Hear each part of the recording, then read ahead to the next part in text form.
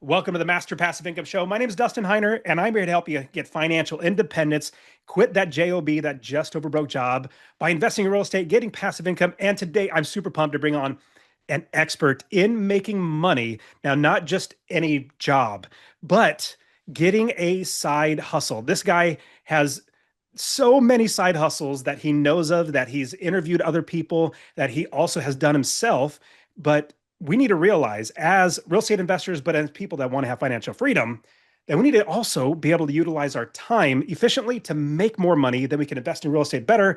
And I have a fantastic friend of mine, known for a number of years. He's a fantastic skier as well. So if you ever see him on the slopes, he's probably passing you and doing a great job at that. But he also runs a fantastic podcast. And when I say fantastic, you need to check it out. It's a side hustle show. And trust me, I side hustled with my job, with my businesses, and my real estate investing in order to get more financially free. Side Hustle Show, as well as Side Hustle Nation. I have the side hustle expert on the show. I'm super pumped to bring on Nick Loper. Nick, thank you so much for being here, man. Dustin, grateful to be here to hang out, to geek out on all these different money making ideas and creative side hustles. I I love that.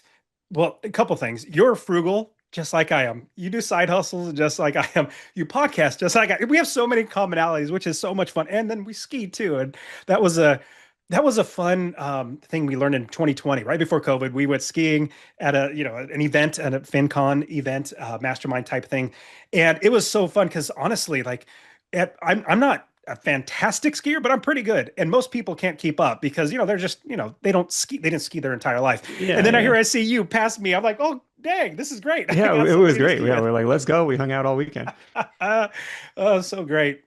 Well, Nick, this is the idea of having another way to make money other as opposed to your job, which I love calling your job because you're living just over broke, working that just over broke job, and then you're investing in real estate. But there are other ways to make money that's not going to take a ton of time, but it'll help you in your endeavors to be financially independent. Talk to me a little bit about your idea. Like, what does side hustle mean? Yeah, well, broadly speaking, side hustle is anything you're doing to make extra money outside of your traditional day job. And I would bucket real estate under that umbrella, absolutely. Where it differs from moonlighting or getting a second job or delivering pizzas or bartending on the weekends, like, is this connotation of there's an entrepreneurial upside. There's this implication that your side hustle has the chance to scale up to be beyond trading time for money.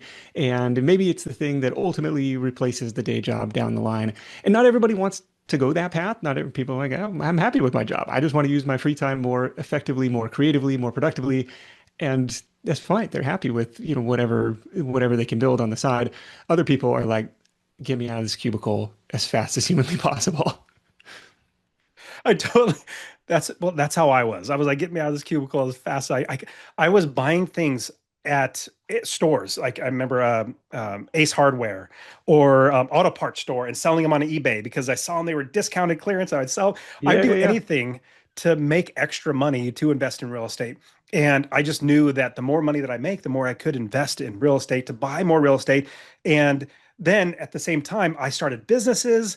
Now, talk to me a little bit about, because when I everybody has different connotations or understanding of what something means. So side hustle, they think Mhm. maybe a lot more work. Are there any side hustles that aren't a ton of work, but then have a good reward? Like if you could boil your brain down, like you've done thousands of interviews of different entrepreneurs. What are some of the key ones that you've seen take less time but make more money? Yeah, this is the million dollar question, right? And I actually just had Pat Flynn from Smart Passive Income on the show when we went through 10 different, popular passive income ideas, quote unquote passive income ideas to get his take. Well, what's your rating? How would you grade these? And some of the ones that kind of had maybe the common themes were, what are the things that I can set up in such a way that they can run more or less on autopilot, and nothing is going to be completely passive. There's going to be maintenance and upkeep and customer support and stuff required. But he gave the example of his Pokemon YouTube channel, right? He's like, stuff that I uploaded 2 years ago is still racking up views. He said, if I stopped uploading today, yeah, it would be this kind of long, slow decline, but it would probably still be a five-figure monthly income for at least a couple years, just based on the back catalog, the archive. So you're looking at businesses where you create this asset once, and largely I deal with like digital assets, articles, podcast episodes, YouTube videos, digital products, whereas I create the thing once and sell it over and over and over again. Software would be in the same bucket. We talked about his like Fusebox or smart podcast player, little website plugin that I've been paying for years. So I know it's relatively passive because it's at least has recurring revenue. So looking at some of those types of models for you're trying to set something up that doesn't require client communication and client work on an ongoing weekly and monthly basis. So you've got lots and lots of content out there. I mean, you've been doing it for a very long, 2015, I think you started. Yeah, even before that, Before that, 2013. dang, that's a long time. And so creating content, you have that much content out there with your podcast, well, how many episodes are you now on the Side Hustle Show? We're at like 670 or so. Whew. 675 was the episode with Pat. 675 episodes. That's so much content out there. And what I love about the content is it's evergreen. Like you just said, people can search for it and they can find it and they can download it. They can watch it. They can go back and binge everything as opposed to, let's say you had a business where you did Facebook ads or YouTube ads where you place that ad in front of somebody one time and then it's gone. So that money spent is not there anymore, or that content that you created, it's only Yeah. there when it's paid for. And that organic content that you put out there, like a YouTube channel, that YouTube channel, like you said, the Pokemon channel, like Pat Flynn has, or the Side Hustle Show, or like Master Passive Income, I get people watching those back videos all the time. One of the funniest ones, or maybe one example that you might even be able to take from your day job, is what I just call tutorial YouTube, where it's like, hey, I had this problem, I figured out how to solve it, and I recorded the video on how to solve it. And the example, I just looked this up the other day, it was like, how do I keep Dropbox from like storing files on my local hard drive, right? It was like, this is supposed to be cloud storage. I don't want it on my computer anymore. And you figured out how to solve it. It's like a 1 minute long video. And over the course of 9 or 10 years that this video has been uploaded, it's just like looking in the YouTube analytics, like it's made over $1,000. It's like, dang, I should make more of those. It's just like, answering people's questions because YouTube is by and large a search engine, but it does have that kind of viral recommendation engine element to it as well, where if you're making, Pokemon binder collection, risky, I don't know, the stuff that he's doing, but that stuff can really hit the viral lottery too. What other types of side hustles can you think of that, let's say somebody's working a regular job, 9 to 5 or 8 to 5, Monday through Friday, and they want to start making some extra money to help pay for bills, but then also help save, maybe get them out of debt, but also save for investing. Is there any other side hustles that you could think of that would be probably scratch that or no, check that marks that would help them to start making more money?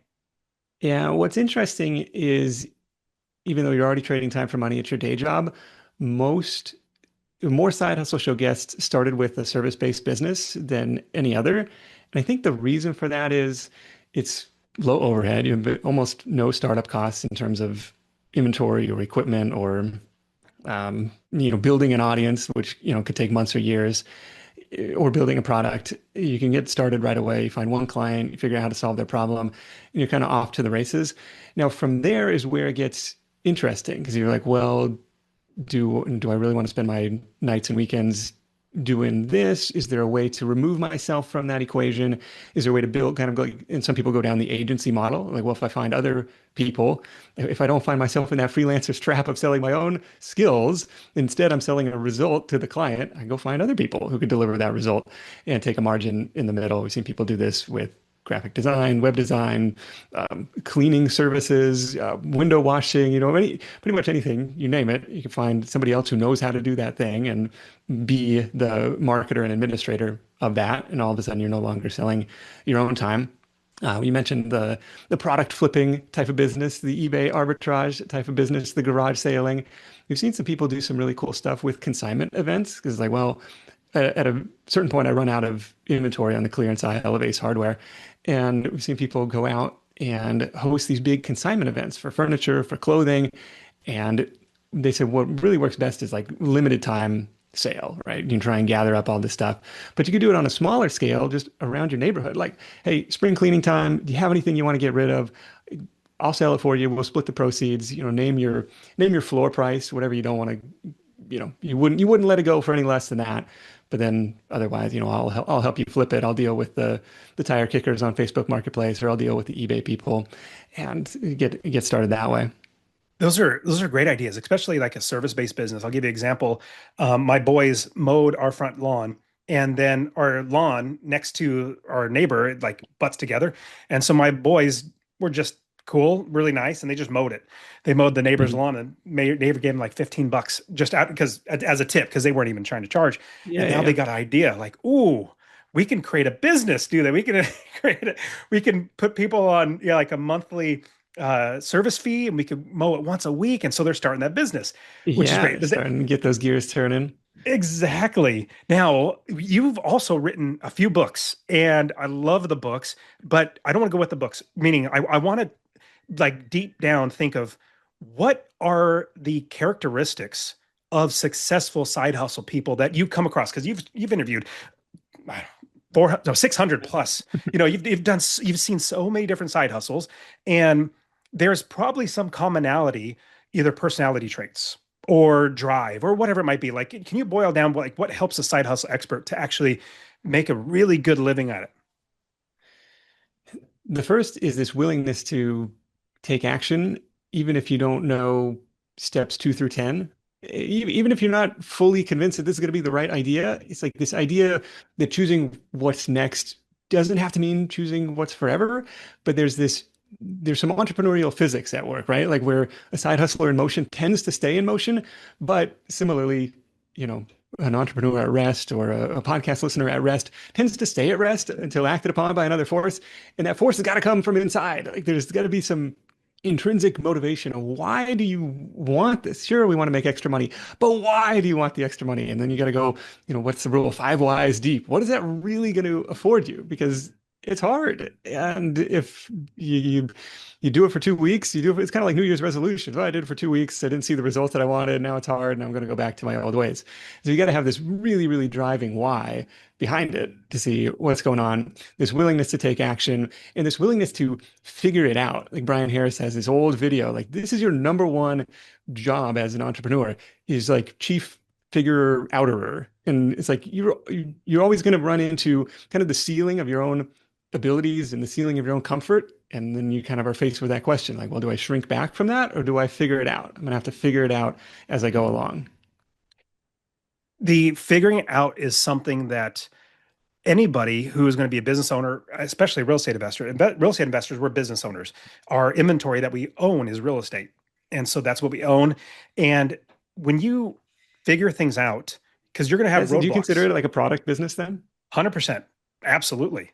It is rather than one. like a rental service? Correct. It's a product that my property is Yeah. what does the work for me.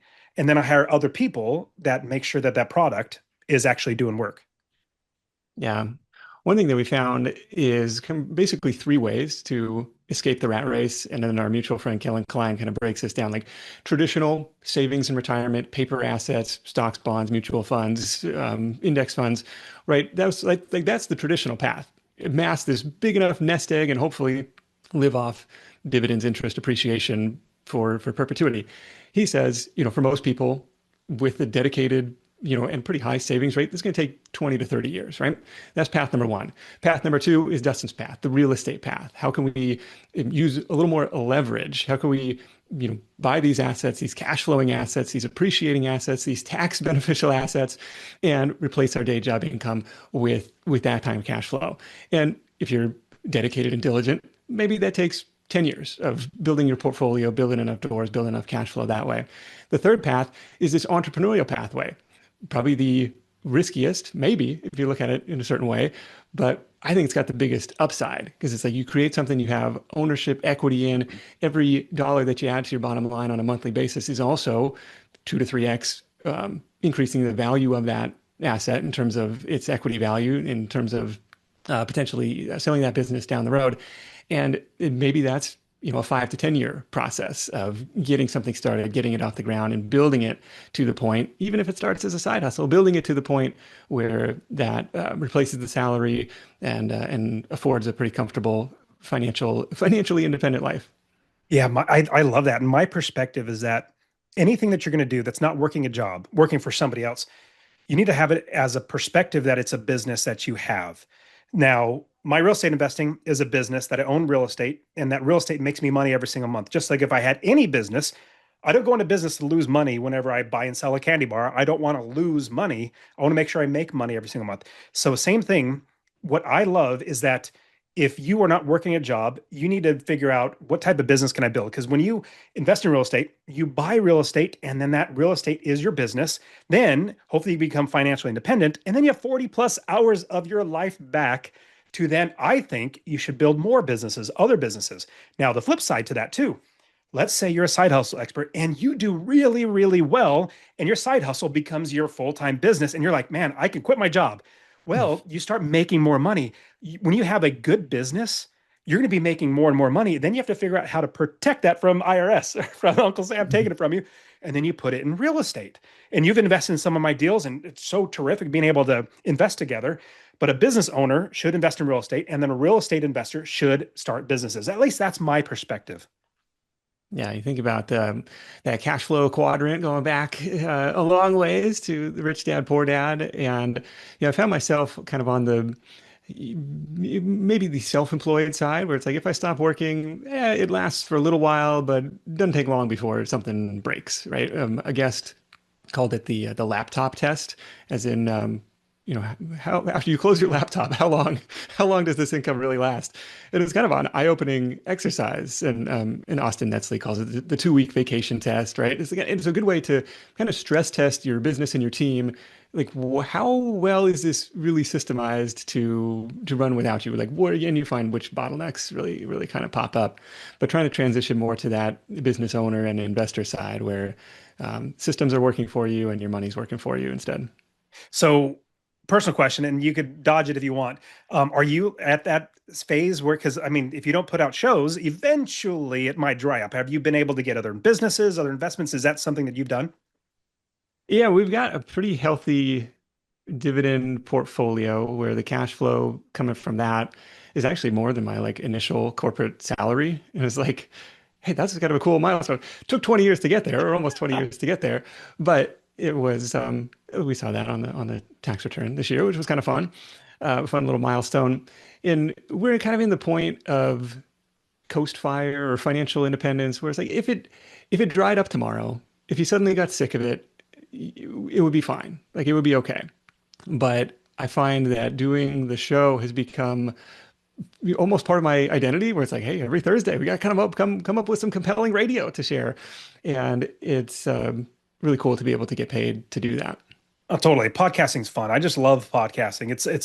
It's the flagship for Master Passive Income is the podcast, and that's where most people find me. Now, I got a question for you. So you're frugal like me, as well as you save money. Um, I save and invest probably about 90% of all the money that I make from my businesses to my real estate. It all goes back into real estate. I keep investing it. Do you have you thought through? Because when you're first getting started, you're thinking, oh, I got to save 5%. I got to save 10%. Have you thought through? Because you're pretty frugal like I am.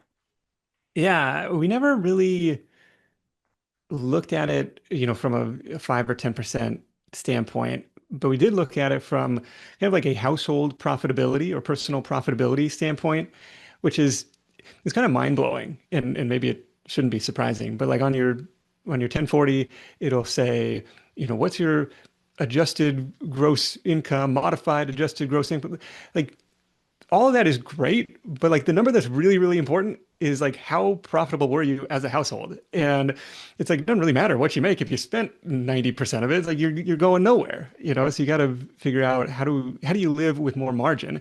And this is kind of the impetus of the whole side hustle show thing. It's like, of course, live frugally, spend intentionally, invest where you get the most value, sure. But at a certain point, there's only so much you can cut, right? You still got to eat. You still need somewhere to live. You still need a car to get you where you need to go. But the revenue side of the equation is limitless. And it's a lot more fun to work on that than rather than clipping coupons and trying to figure out how to live as cheaply as possible. Yeah, you can only cut so much before there's nothing. It's like a race to the bottom, and you don't want to do that. I find that when you have problems, it like money doesn't like solve everything, but it solves a lot of problems when it's like mortgage payments or whatever it might be. Yeah, what's the Ryan Holiday line? Like, if you got a problem that money can solve, you don't have a problem. That's It's like, well, totally it's true. easy to say if you got money to solve the problem. But like, there's the example, like our garage door broke the other day. And it's like one of the big old like lift springs is busted. And it's like, that's not something I know how to do myself. So you could call the repair guy and it's, boom, $1,000 out the door. And so it's like the extra margin in your life gives you I mean, I don't know if it's ever like comfortable, but you know it's not gonna you're not gonna have to choose between fixing the garage door or buying groceries. It's like just a little bit of financial breathing room can really, really go a long way towards mental health and just kind of your overall well-being. Now, and I've heard, and this is just anecdotal from other people, stating that they're like one of the most like biggest reasons for people to get divorced is financial issues, which I could definitely say. I mean, it just puts a strain on the marriage, puts a strain on the relationship. And so if you Yeah. can have that where you don't have to think about the finances and make it so that it comes in without you having to stress. I mean, when you don't have to worry about a mortgage, oh my goodness. Like when I remember when that first happened, I was like, what? This is amazing. Back in 2013, 2014, I was like just scrimping and saving just to pay the mortgage. Yeah. And now looking back now, I have so lots and lots of properties free and clear now. And I don't have to think about the mortgage or bills. I mean, that's just so freeing. With then you can then focus on the most important things in life. Do you reach a point where you're like, I don't need any more doors? Am I adding more complexity to my life by building this empire? I'm going to go to 200 doors. I'm going to go to 1,000 doors. Like, with every jump up is another level of complexity and management. Fantastic question. And so right now, I'm at a new point where I have 30 plus properties for myself. And Hmm. the apartment complexes that you invested in, invest in some hotels, a syndication. But as far as like, let's say single family homes, my bread and butter, right now, may actually let's say about a year ago, I was like, okay, I'm set. I don't really need that many more. It'd be great. I'll buy one here and there. But now I've been blessed to now take the focus off myself. Now I'm focusing on my kids. Now, my oldest daughter, who's 16 now, she bought her first property 3 months ago. Now, obviously, I Wow, coached that's her cool. just like I coached everybody else. Yeah. And she used her savings. We got the property. It's making, I think, $300 a month in passive income. And I said, I'm going to help you do this, but you have to commit to not spending any of that money so you can snowball it into the next property. And then, let's say 10 years from now, you're going to have 10 properties, hopefully, Lord Yeah. willing. And then you're going to have, let's say, $5,000, $10,000 a month in passive income. And so every single one of my kids, it's now on me. Like I'm putting it on myself. Hmm. I need more so I can have them have their own business that they've built with me. Yeah. Yeah. No, and that's super cool to set them up for financial independence in their 20s. Like, that's awesome. It's so it is it's encouraging when they get excited about it because they've seen me talk about it forever. They've listened to the podcast ever since they've been born, all that sort of stuff. And so uh now having them excited about it. And Hmm. one quick thing, like they're excited about real estate investing, but they were saying, well, how do I make more money, Dad, so we could buy more properties faster? And so now with Master Passive Income, we have seven total shows, seven other hosts that are underneath the Master Passive Income podcast network. And so I hire somebody else in the Philippines to edit the podcasts. I'm paying them. And I thought literally just yesterday, why my kids edit my podcast? Why don't I just pay my kids instead of this other Hmm. person Hmm. Hmm. to edit Yeah. the Keep it in, podcast? keep So it in now they're a house. Now part of you the got some income for them. Yeah.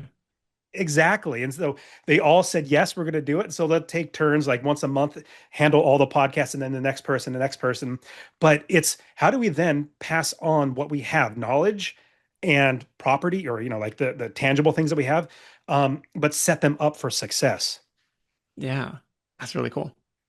Your kids have they been able, they're under 10, right? I Yeah. We got 9 and 7. got it. So hopefully pretty soon you can have Yeah, you have the them gears start are editing the starting to podcast. turn. Like, how are we gonna make some money? They want to go sell like popsicles and root beer floats at the pool this summer. It's like, yeah, we'll encourage this, and they want to make YouTube videos and uh, because they watch like Dude Perfect and these My kids do too. and after 10 minutes of filming, there's like this light bulb goes off. Like there's a new appreciation for the production quality, for like how many takes it must have taken to like land that trick shot and do this stuff. And it's like I love that you're thinking I want to be a creator, not just a consumer. And but you see, there's actual work that goes into it. It's not as easy as they make it look. Totally. My kids love they love watch on all that stuff. And then um the thinking of passing things on to them and building them up, that was something that really about a year or two ago, it was something like, how do I get them doing what I'm doing? Investing in real estate, number one, but also hopefully grow them. I've got three other businesses that they can hopefully eventually take over. So I'm building them up and getting them doing their own side hustles.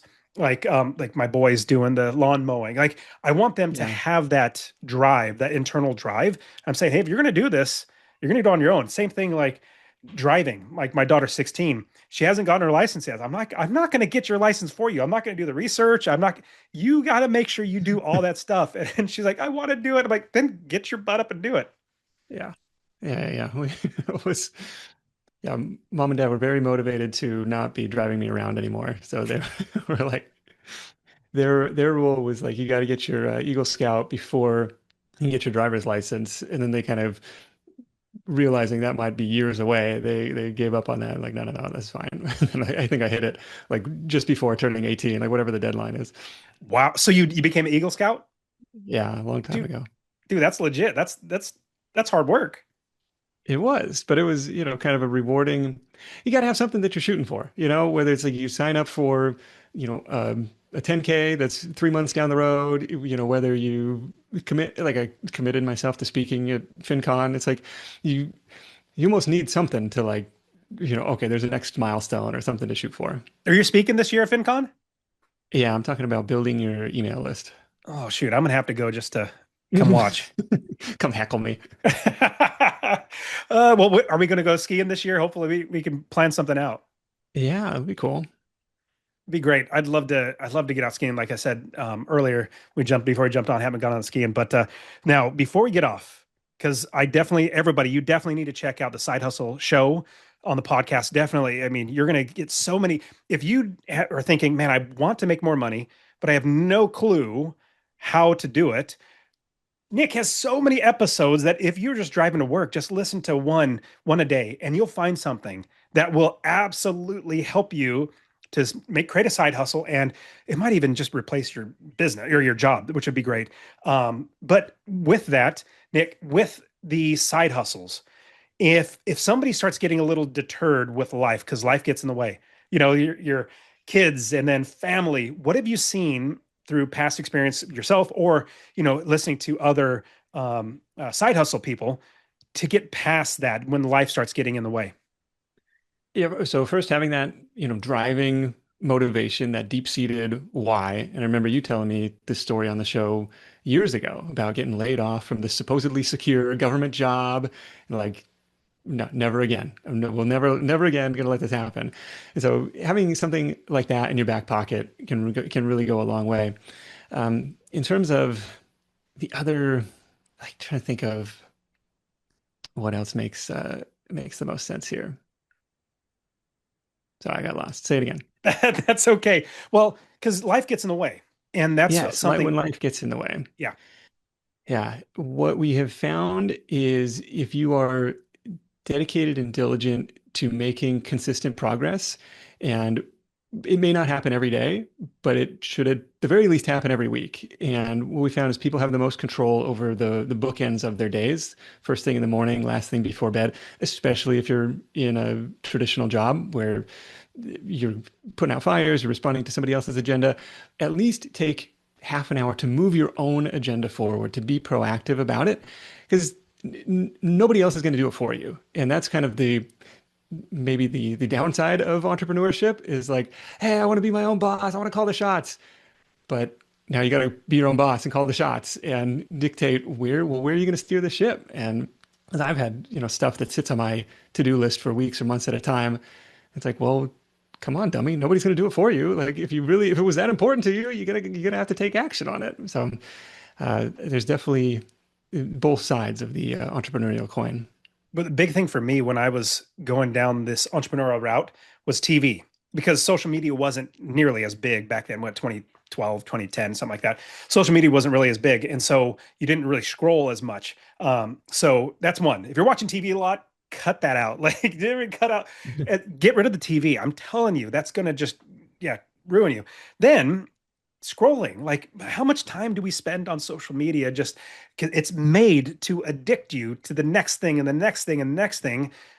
If Yeah, you and cut that bad. out, I that's feel like that. I'm pretty good at it. And then you still get like the weekly screen time reports, and it's like you spend an hour and a half a day. And it's like, really? Like, dang, that's like 9, 10 hours over the course of the week. Like, that's not great. That's And I not, justify, no. well, some of it was work time, but Yeah, so yeah, well, definitely like, not because all of it. yeah, I've been pushing on Instagram, getting followers, and so I had to consume it in order to. I tell myself I have to consume it in Mhm. order to get better at it. But at the same time, I find myself, my goodness, how much time am I spending on social media that I could be spending doing something else to help more people to invest in real estate or build my family up or whatever like that. Yeah. Yeah, definitely. You can do this time audit exercise of, well, start time, stop time. What am I working on? There's a few apps that'll do it for you. I mean, it's still tedious. You can do it in an Excel spreadsheet, but it's pretty eye-opening to say, well, where did my time really go? And then you can kind of have the honest conversation with yourself. Because I was for a long time really, really guilty of saying, well, I didn't have time. I didn't have time to do that. What I've tried to shift is my language and self-talk around that, saying, I prioritized something else. Maybe I prioritized watching TV. Maybe I prioritized hanging out with the kids. There's no fault in that, but like that, having that honest conversation, I prioritized something else instead of, well, I didn't have time. When people say I don't have the time, it comes down, you don't make the time. That's really what you got to do. And so if you've boiled for me, if I boiled everything down to what is, if to be an entrepreneur, to be a side hustle person, it's to be intentional and diligent. Like you need to intentionally make yourself do that and then diligently doing every single day for giving or for, foregoing things that are probably good for things that are going to be great in the future. Delayed gratification. I love the Yeah. idea of delayed gratification. And maybe thinking when, if you're in that idea validation or idea, maybe choosing between 3 or 4 different options, like trying to project out 3 or 5 years down the road of what does success look like in this business if I give it an honest try, if I take a swing and put in my best effort and it works. Is that worth it? Because you might find, okay, I signed up for DoorDash and now 3 to 5 years, I'm still making my 15, $20 an hour delivering food for DoorDash. It's like, if that's a near-term win, absolutely. But like, is that going to get you to your long-term goals? Maybe, maybe not. And so trying to put it through that early on, like we're very focused on like the fear of failure side, the downside risk. Am I going to go broke? Am I going to look stupid? Is it going to be a flop? What's that going to do to my my psyche and my finances? But on the other side, really, really important to look at, well, what if it works? And is that going to be a win for me? Totally. I love it, Nick. Well, everybody, you need to be listening to the Side Hustle Show. Fantastic show. I've been on there at least once, if not twice. But Nick, super awesome. How can people find you? Let's say social media or anything else that we need to know how to get a hold of you. Yeah, we'd love to have you tune into the Side Hustle Show. You'll find it in all your favorite podcast apps. You find it on YouTube. Like Dustin said, there's over 600 something episodes to choose from. Would love to have you binge on the archives, understanding probably not realistic. So what I did, I put together a playlist quiz where if you answer a few short questions about your side hustle goals, interests, we'll send you the 8 to 10 greatest hits episode in that category for you. So that's at hustle.show. And you can do that on your phone, answer those few short questions, and get that personalized, custom curated playlist. That sounds awesome. Is that like a program you guys had to develop? It was through this quiz software called Try Interact, Wow. That's awesome. And then which I stole from a guest of mine. Um, she was like a fractional CFO, like a accounting business, and she had like 200 episodes, and she's like, oh, I ask people, what are they struggling with, when it comes to their finances and accounting, and then I steer them to the episodes that are going to be most helpful for them. I'm like, oh, I'm totally stealing this. I'm gonna have to do that too because I got so many people asking me questions. What about this? What about that? And so this, wherever you're struggling, just go. I love it, Nick. This is super awesome. Really appreciate you, man. What's Don't you have anything? Do you have social media that we can share? The Probably the most active is the Side Hustle Nation Facebook community. If you just look up Side Hustle Nation, you'll find the group over there. We probably have 50 or 60,000 members, so fairly active, engaged, supportive community to help you out. Awesome. Hey, Nick, great seeing you again, man. Thanks for being on the show. Cheers.